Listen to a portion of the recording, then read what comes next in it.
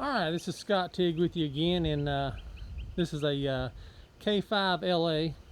I had to do another one because somebody got the other one that's on YouTube.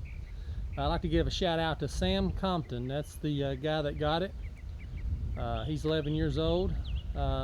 Thank you, Sam, for buying it. Hope you enjoy it. That just gave me an excuse to make another one. So here's the one I just made. So let's hear it.